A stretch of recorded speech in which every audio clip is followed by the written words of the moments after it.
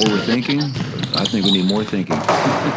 If you remember, 2 years ago, the Nuggets lost to the Spurs when they had a 21-point lead. Wemby scored 17 points in the third quarter to come back and win the game that lost the Nuggets the 1 seed. This was the defending year.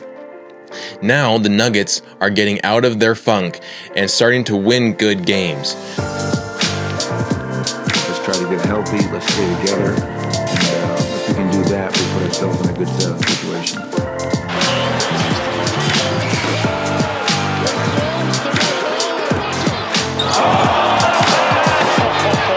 And over the shoulder, no looker. How's it going, everyone, and welcome. I'm CS Chandler, here for another take of Nuggets basketball. So what have you been doing the last 24 hours? I know what I've been doing, but what have you been doing? Have you been watching the Denver Nuggets? Because, man, have they been balling. Last night, got an amazing win against a very good Houston Rockets team. They were on the second end of a back-to-back, and then the ball wasn't really in their favor. They started shooting bricks, allowed us to get a 36-point lead win over them and the season series. But today, the Nuggets are also now on a second end of a back-to-back, looking for at least to tie the season series against the hottest team in the league, the San Antonio Spurs.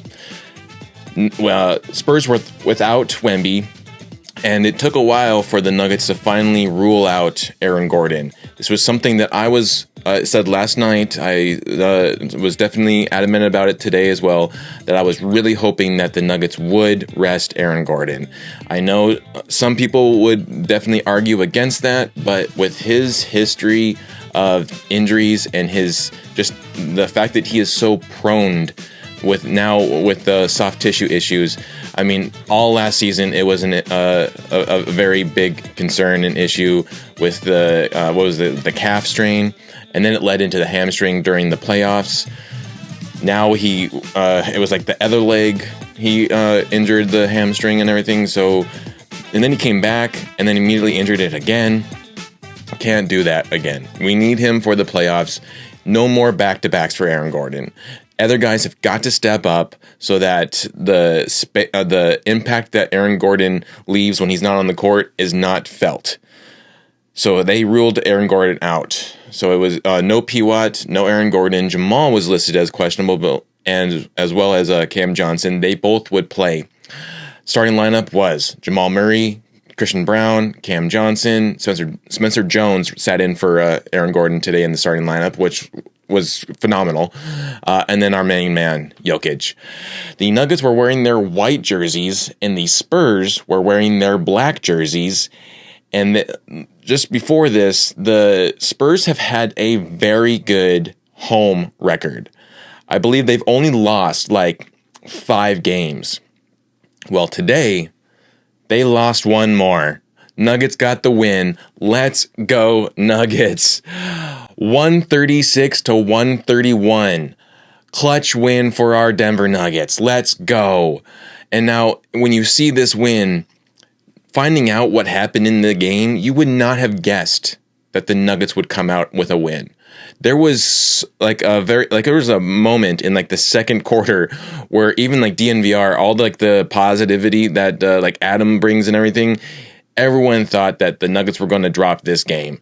It very much looked like it, because as much as we were happy yesterday and bragging and everything that we got the win over the Rockets and that they were bums and they couldn't shoot, it's amazing how humbling the next game can be for you when you are like that. Unfortunately, the humbling never reaches OKC.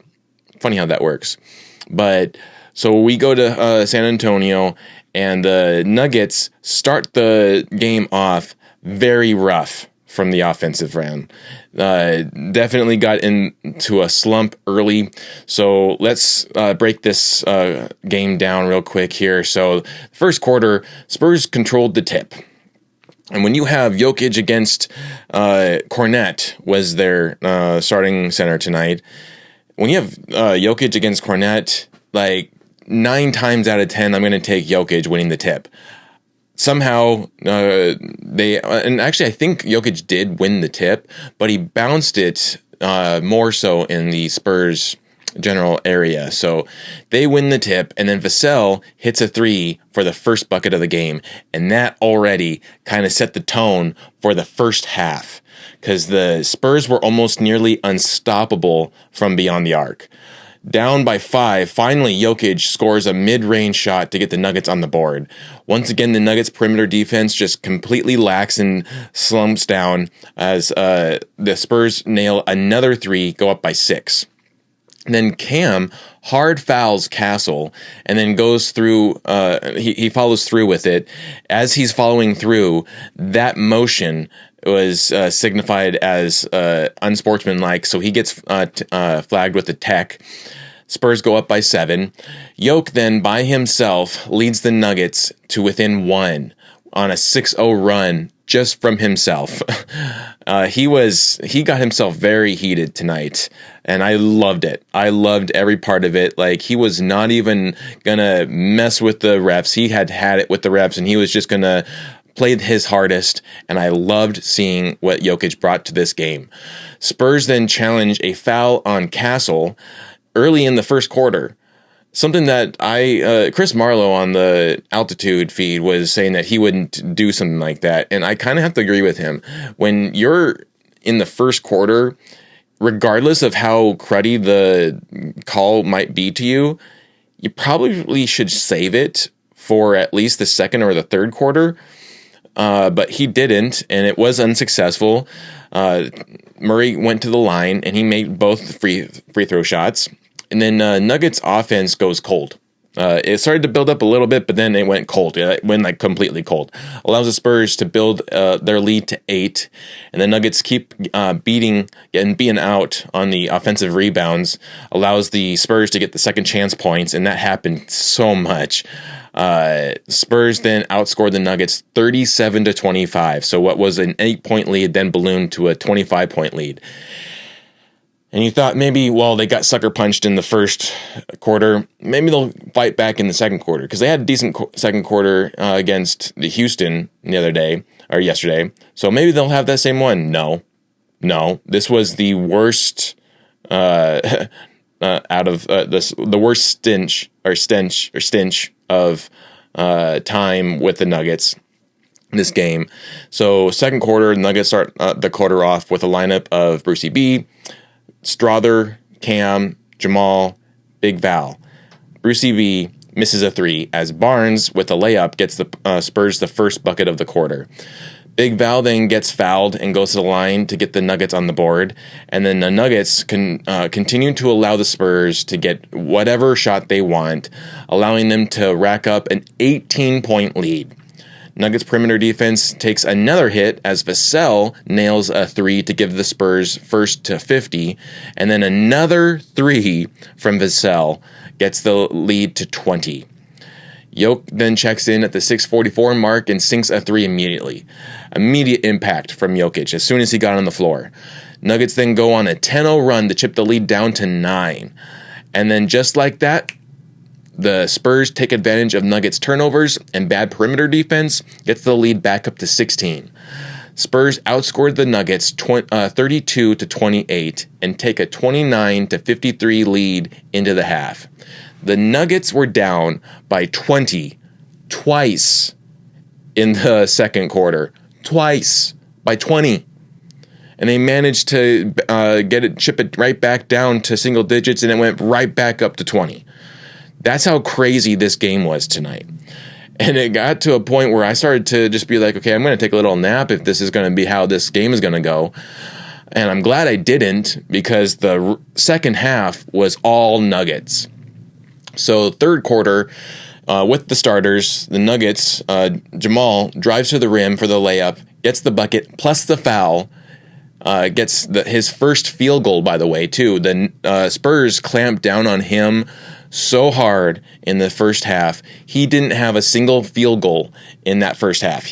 All of his points, 11 points in the first half that he got was all from free throws. So he goes to the line, makes the free throw for the first bucket of the quarter. Jokic then drives to the rim as well for a layup, gets fouled, plus the and one. So we get back-to-back three-point plays immediately out of the start of the quarter. And then we got a big three from Jokic, cuts the lead down to 11. Then we get Mitch Johnson, who, if you watch DNVR, my game guy, D. Lenko, has already said that Mitch Johnson has a punchable face. I 100% agree with D-Line there. Mitch Johnson's face looks so punchable. I have a lot of respect for the Spurs, mainly because of Pop. But Mitch Johnson, man, I would completely understand if Spurs fans or anyone else fans felt the same way about David Adelman. I don't think David Adelman has the greatest appeal. Nonetheless, Mitch Johnson yells at the ref for Castle not getting a foul call from Jokic and is given a tech in return. Murray then hits the free throw tech, and then the Spurs just continue to pack the paint. That was a big thing tonight. They really clogged up the paint to cut off the access from Jokic doing the floaters, Jamal Murray doing his driving to the rim, any kind of lob threat from Jokic to CB or whatever. They cut all of that off. So the Nuggets definitely had to take longer twos and threes most of the game. And luckily, what happened to the Rockets did not happen to the Nuggets tonight. It happened a little bit, but then they started hitting buckets soon after. So that when they clogged the paint, it became difficult for Jamal to make those normal drives. Nuggets then managed to chip the lead down to 5, then go right back up again as the Spurs go back up by 11. They give it right back up. Refs then call a foul on Jokic that David Adelman challenges, and then again he gets flagged with a tech. And the crazy thing is, too, that the play that he challenged had Castle bear hugging Jokic. And when he bear hugged him, Jokic was trying to get out of it, and when he went up, it looks like he was holding on to Castle's arms, but he was trying to get out of Castle's arms. And so the refs, they still keep that call. That stands. So it's an unsuccessful challenge. They go to the line for 3 buckets. One of the techs, and then they were in the bonus, so they get 2 free throws. All because of what they deemed an offensive foul. That was ridiculous. Absolutely ridiculous. So Fox then, for 3, gets the Spurs first to 100, and the Nuggets still managed to outscore the Spurs 41-37. And it wasn't their only 40-point quarter. It's because of these 2 quarters that they managed to come back and win in the clutch. And if you have remembered anything that I've been talking about the last couple of weeks, it's just how difficult the Nuggets have managed to play in the clutch. They just have not been a very good clutch team. Last week, they started to show otherwise. And then we got another sign of that today. So the Nuggets start off the 4th quarter with a lineup of Christian Braun, Spencer Jones, Brucey B, Julian Strawther, Jamal Murray, as Vassell gets fouled, makes 1 of 2 for the first points of the quarter, and on the second free throw, he misses, but the Spurs get the rebound. On a missed free throw, you cannot let the other team get the rebound. It is so frustrating when you see them get out-rebounded, even in free throws. But luckily, so they attempt a 3. Luckily, that gets missed. On the other end, Spencer hits a 3 for the first field goal of the quarter. Gets the Nuggets on the board as well. And then we got a big 3 from Blue Arrow. Jamal Murray gets that lead back to 9. And then back-to-back buckets from Spencer Jones gets the lead down to 4. We're starting to get a little hope now. Strawther hits a huge 3. Cuts it to 1. Jokic checks back in at the 8:19 mark, and then Murray hits the 3 and gets Nuggets lead down to 2 because they get back up to 5. Murray cuts it down to 2, and it kind of felt like that. It was just like jostling up back and forth at this point, where it'd be down 1, then up by 5, down 2, up by 6, down 3, and finally Cam Johnson hits a big 3 to get the Nuggets.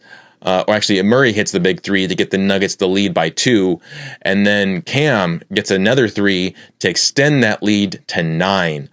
Nuggets end up outscoring the Spurs 42-25, and the Nuggets win 136 again. 131 is your final score. They even the series with the Spurs now, and they end the Spurs' 5-game winning streak. Let's go. So now the Nuggets have the season series tiebreaker against the Timberwolves. They have it against the Rockets. They're looking to get it against the Lakers this Saturday. That is huge. They at least tied that series last week. Now they're going to have to get the season wrap it up, get that season tiebreaker. But now at least they have tied the season with the Spurs. They'll have them 2 more times in April. So look for big games there. It is definitely questionable whether or not the Spurs will care about the last game of the season, because our last game of the season is theirs. And so it's on the road, but it will be in San Antonio. So their last game is a home game. Our last game is a road game. It's in San Antonio. They're so far ahead of the 3rd seed that I don't know if they're going to really care about that game as much as we do. But who knows? If they drop a couple of games here before then, they might be actually caring more about that game than they think. Crazier things have happened. So we'll see. But this has just been a great week for the Nuggets, responding after taking that tough loss against the Knicks and that tough loss against OKC. So if you remember, 2 years ago, the Nuggets lost to the Spurs when they had a 21-point lead. Wemby scored 17 points in the 3rd quarter to come back and win the game that lost the Nuggets the 1 seed. This was the defending year. Now the Nuggets are getting out of their funk and starting to win good games. Jokic is back to his insane playing, getting another triple-double, 31, 20, and 12. Jamal is continuing to have the career best season he's ever had with another 30-plus point game, 39 points for the Blue Arrow tonight. But then you also got a lot of productivity minutes from Cam Johnson, Christian Braun, along with Spencer Jones and Julian Strawther. This wasn't just a good bounce-back win after being down by 20 twice. It was a good clutch win. This was a revenge win. In a season where the Nuggets just have not been good at the clutch, they are starting to rack up really good clutch wins. 3rd seed is in sight, and I think the Nuggets are going to do it. They just need to keep on playing strong. Let me know in the comments what you think, but I think the Nuggets are starting to feel a little better about this season, and it's starting to come to fruition.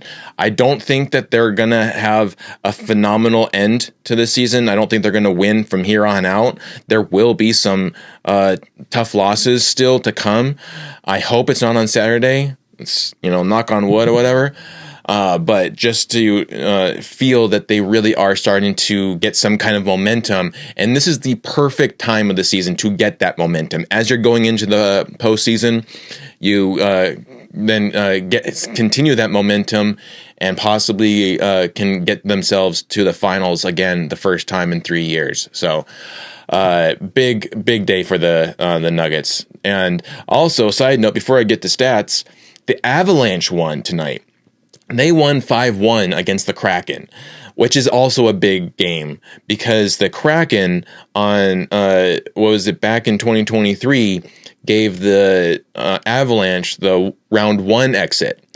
They were super aggressive and it was really frustrating. So ever since then, I just have not liked the Kraken. Here we had them dominating the Kraken, but then also, if you remember from last episode, I was talking about that horrible call on Nathan McKinnon, that the NHL or the refs ejected him from the game and gave him a major misconduct. Today we got news that the NHL rescinded that. And this is what I'm talking about. if you are going to put yourself in a situation where you could possibly rescind something, maybe take another look at the play so you don't have to do something like that, because that is such a game-altering decision. Those kind of decisions should not be made during the game. Clearly, Lou Dort tripping Jokic was a very justifiable ejection. 100%. You cannot kick your leg out as a basketball move to trip MVP and who is already injured that leg, trying to take him out. And also the fact that tonight the Celtics played OKC, they intentionally rested Jason Tatum out of fear of Lou Dort injuring him. That's where we are right now in the NBA. But so what I'm saying is essentially that, like, ejecting Dort is a justifiable call. Ejectify Nathan McKinnon, one of the most ethical hockey players, one of the best skaters in the world, for a situation that was not in his control, is just ridiculous. And then you rescind it, so which is good because now there's no chance of him getting suspended if it happens again. But still, that whole thing had a huge effect on that game. And I just cannot stand refereeing like that. That is just absurd. Same thing with tonight, when Castle bear hugged Jokic, and Jokic got hit with the foul. Like, so, and we've seen this before, right? In the Portland game at the beginning of the year on Halloween, when he got bear hugged from behind, and that led to a jump ball. Then, most recently, when Jokic was in Portland, he did the same move. It was called a foul on Jokic. Like, the refereeing is just out of control. If you all can't get your own understanding of the rules together and on a consistent level, there's something wrong. Refs need to be controlled more. This is just ridiculous. You can't leave it up to a biased human being who is going to disregard actual rules when they feel like they have the right to. Like, you need to stay by the playbook. If not, like, you can't give anyone, a slide. It's either the rules or no rules at all, and you just have an all-out fight. And that was kind of what I was kind of hoping almost with this one. Like, let's just end this Spurs Nuggets fight or match with a boxing match. Whoever wins the game. Like, I feel like you're going to have to end up doing that maybe at some time, like just letting the guys fight it out. The NHL does that, and then you have them sit out. I think there's a lot of rules in the NHL that could be very useful for the NBA, such as a penalty box. Think about this. If Lou Dort has a flagrant 1 foul, he sits out in a penalty box, and now the OKC lineup is down 1 man. So now they have to face whoever 5-on-4. That would be kind of interesting. And I think that would be pretty cool to add and really kind of justifiable for this league to see. I also think that the points need to be changed. Like, there's, especially with this surge of behind the arc kind of shooting, you got to make it a little bit more difficult. I would extend that 3-point shooting line out even further, and I would add a 5-point shot, which is on the backcourt. If you shoot from the backcourt and you make it, then that's 5 points. But we might then get way too many heaves trying to get 5 points. But, they could lose too. So let's get to stats here.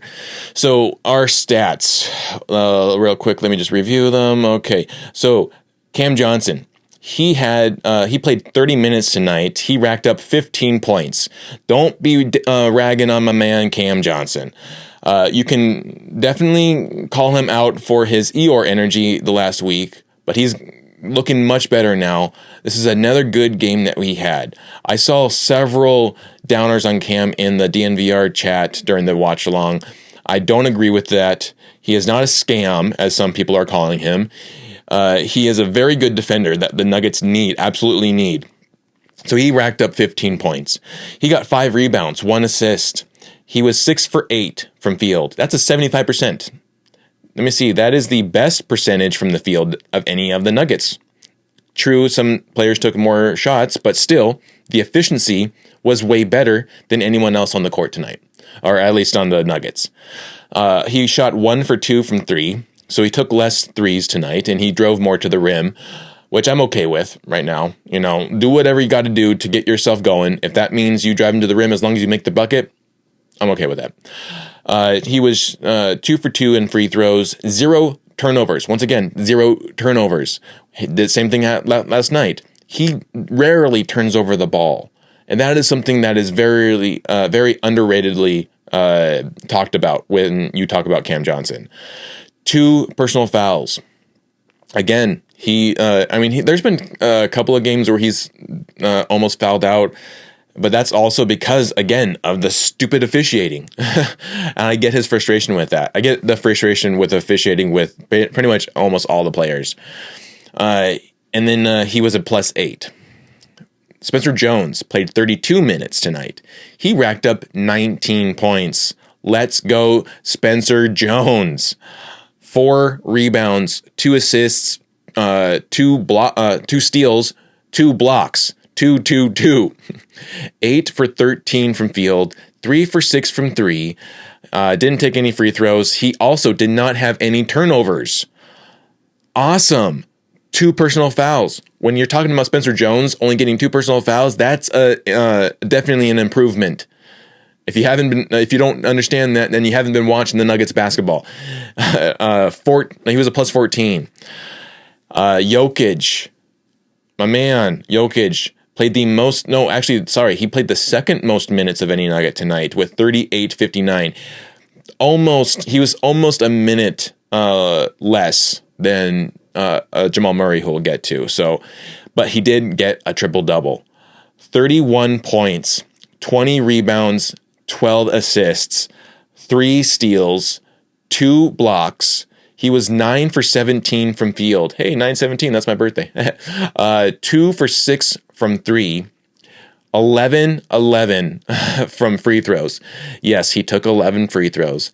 Yes, that's how much they fouled him.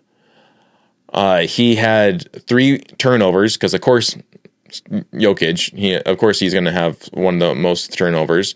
3 personal fouls. He was a +8. Christian Braun, who had a little bit more of a rougher patch here. He played 37 minutes tonight. He only got 11 points, which, I'm okay with. He's still getting himself into the feel that he was in last year and everything. I think next year, Christian Braun's just going to pop off. He's going to be super good next year. I feel it. But he did get 11 points. He got 9 rebounds, so a near double-double for CB there. He had 2 assists, 1 steal. He was 3 for 11 from field, 2 for 7 from 3, 3 for 4 in free throws, 1 turnover, 3 personal fouls, was a +22. He was the highest plus-minus of any Nugget tonight. So you got to think that there is something going on there that is not on the stats, and that is because his defense was the best of, besides, I would say, Spencer Jones and Cam Johnson. It was the best of any of the other players tonight. He was really good defensively. Jamal Murray played the most amount of minutes of any Nugget, 39 minutes, near 40 minutes. He racked up 39 points. So 39 minutes, 39 points. That's pretty much almost a point a minute. 2 rebounds, 7 assists, 1 steal, 11 for 21 from field, 2 for 6 from 3, 15 for 15 in free throws. Yes, he took 15 free throws. And yes, they fouled him that much because they are an aggressive defensive team. So sometimes that's going to go against you. He had 4 turnovers, so he had the most amount of turnovers of any Nugget tonight, unfortunately. There was actually a couple of bad ones that I was like, what is going on here? Same thing with Christian Braun, too. That one that he had was not good. But he also had 2 personal fouls, was a +13. Bench-wise, I only want to talk about Julian Strawther. Unfortunately, Tim Hardaway Jr. did not have a good game tonight. He actually had one of the worst games of his of the season, I feel like. And every time he was on the court, he was fouling someone. He had 4 personal fouls. He was in danger of fouling out. He even had a really hard foul that I get why he hard fouled, because he was getting frustrated with Barnes, who had almost the same thing with him. So he was trying to get him back. It's just unfortunate that the refs didn't catch the way that Barnes defended him, and they only caught the way that he defended Barnes. Whatever. It's the NBA. This is just like a circus at this point. So Julian Strawther, though, man, in 15 minutes, man, he needs to play more minutes. Come on, David Adelman, play Julian Strawther more minutes. Stop it. Stop having your favorites. Get that guy out there. He has been showing that he is worth the time on the court. But 15 minutes, 10 points, 2 rebounds, 1 assist, 1 steal. He was 4 for 6 from field. Man, he was the best bench player tonight. 66% from field, 2 for 4 and 3, a 50% there. He was the only bench player that made threes tonight. And then he had 0 turnovers, 1 personal foul, was still a -11. But I feel like that was because of the other team that the other players that he was around on the time that he was on the court. But still, he made some very needed plays there and got some much needed points for us. So overall stats here, we had 47 rebounds to their 49. We had 27 assists to their 34. We had 8 steals to their 8, so we tied there. 4 blocks to their 4, so we tied there. We shot 50% from field. They shot 45%. For a team that felt like everything was going in towards the second half, things started shifting. The Nuggets started to make more buckets and got their percentage better. We shot 33% from 3. They shot 40%. They also took way more. So they attempted 47 threes. They made 19 of them. We attempted 36 threes and made 12 of them. We had a much better free throw night, to be honest. 94% from 3. And they shot 81% from 3. We had 10 turnovers. They had 10 turnovers, so we tied there. And then we had 20 personal fouls. They had 25. This is actually, I feel like, a matchup that I wouldn't mind watching in the playoffs. These two teams right here. Like, I know a lot of people would want to see the Spurs and OKC.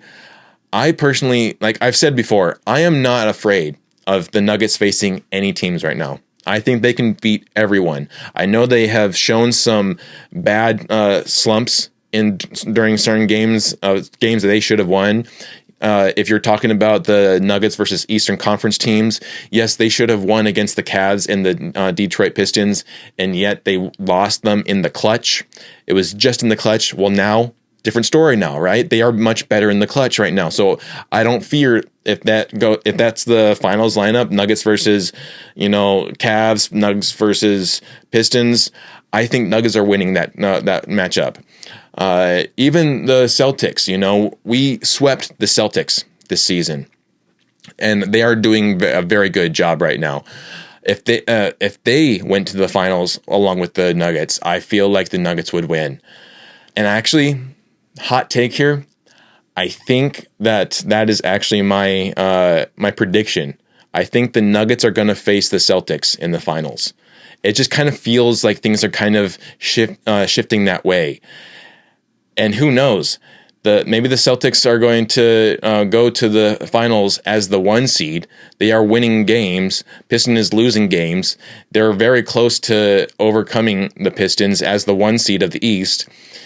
Denver is hanging around that 5 seed spot, similar to the Mavs 2 years ago.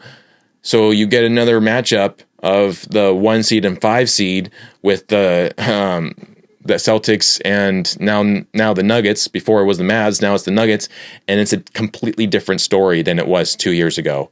Nuggets destroy the Celtics. Maybe, gentleman sweep 5-1 or 4-1 in 5 games.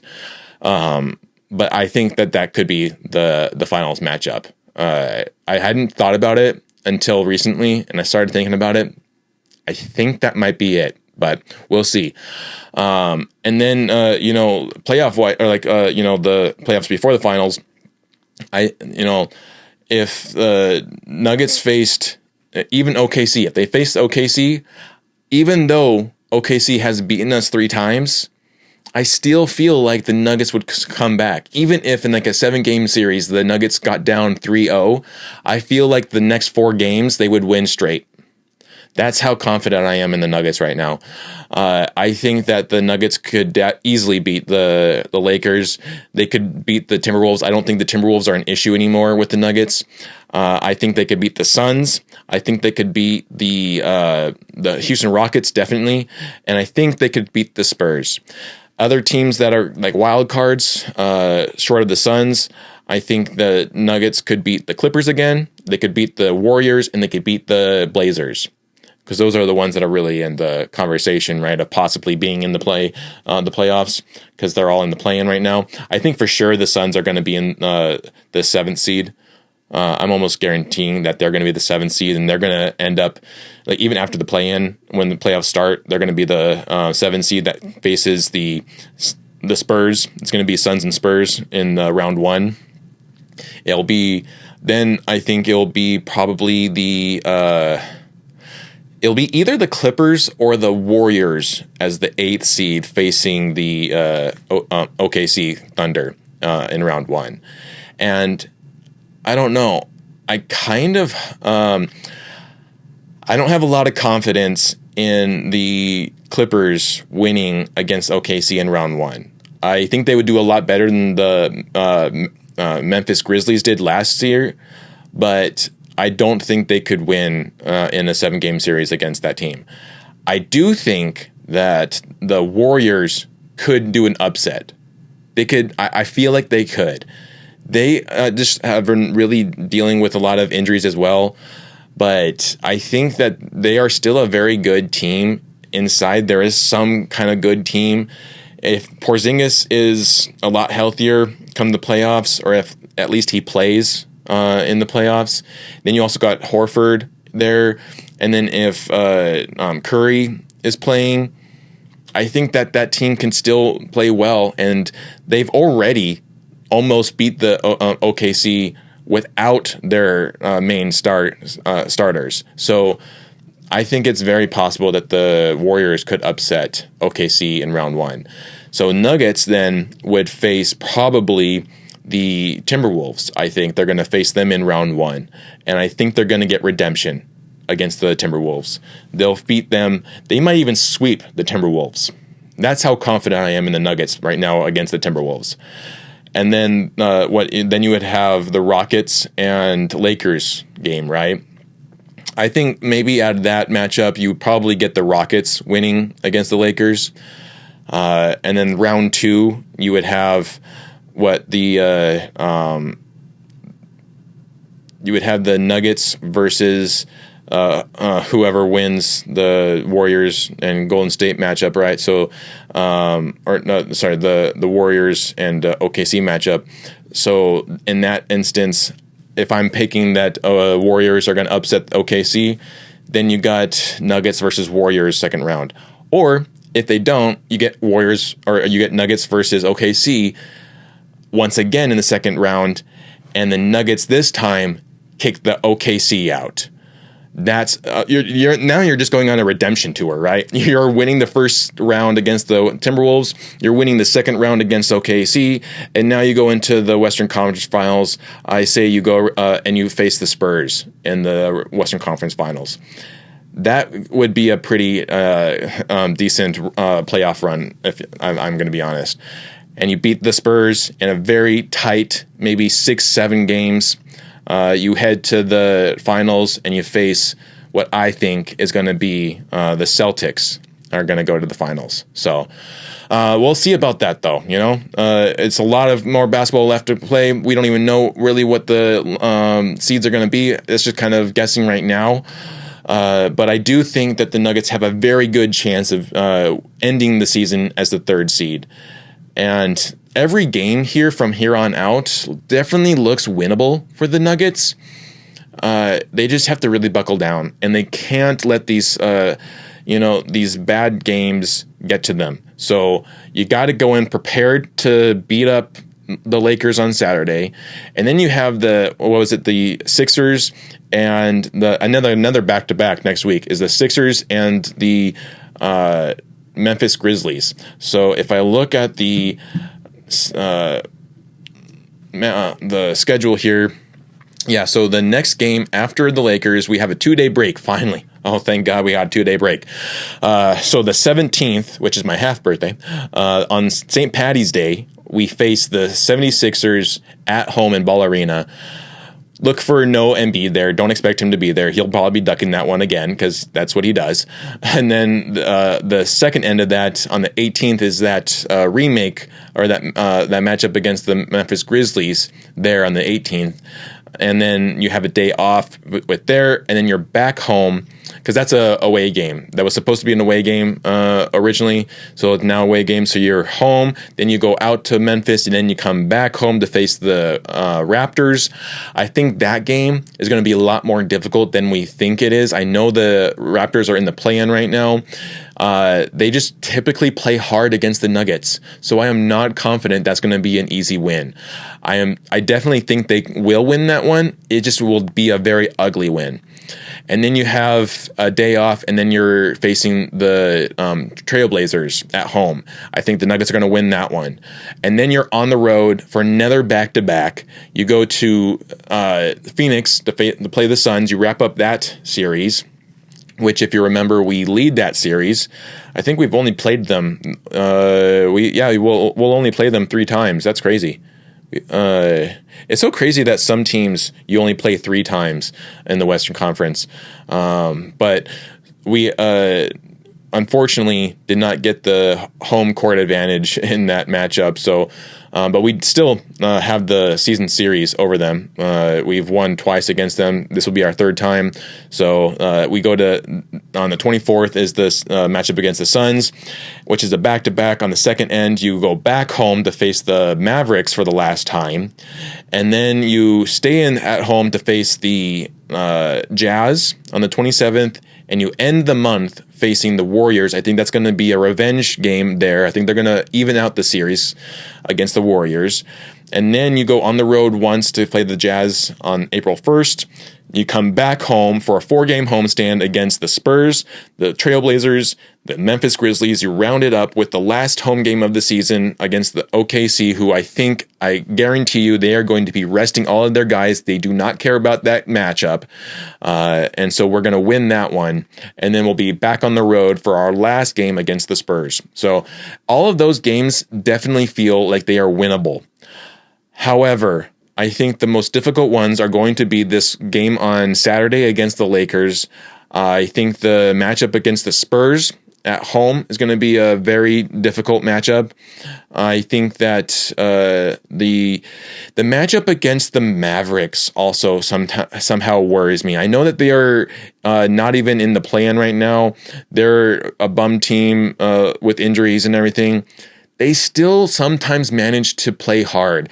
And if you haven't noticed in the last couple of seasons, a lot of the teams that are in the 11th and below seeds tend to go super hard in these last matchups just to kind of mess around with the other teams that are in higher positions. Because though it may not matter for their standings, they still like to affect the other team's standings. So I still think the Mavericks are going to play hard because they typically do play hard when they come to Ball Arena.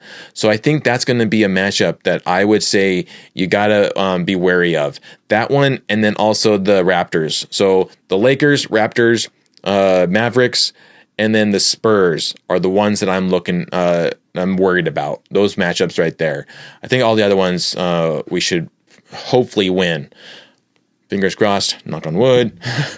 But, it's the fun thing about sports. You never know what's going to really happen. It's all about predictions and kind of what you've guessed on watching over the past couple of years and everything. But I do hope, or I do feel really good about the Nuggets right now. I don't know about you. Let me know in the comments what you think about this team right now, how they've if they've changed your feelings of lately, of how they're going to be playing. If you were dooming before and now you're feeling high, normally I would say stay on that side, but come on in and enjoy and basking in the new reborn Nuggets now.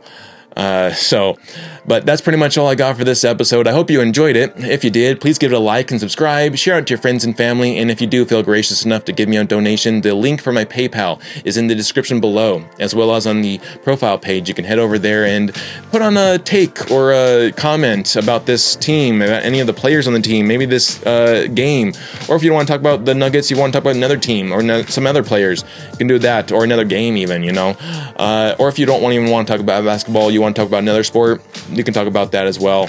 Baseball's getting ready to start, right? And then if you want to talk about movies, I am a film professor. We can talk about movies as well as in music, because I am a musician as well. So, but I'd really appreciate that, and I shout you out on the next episode. So, you've been listening to CS 105.1, where I talk about the Nuggets with good vibes. We'll catch you later.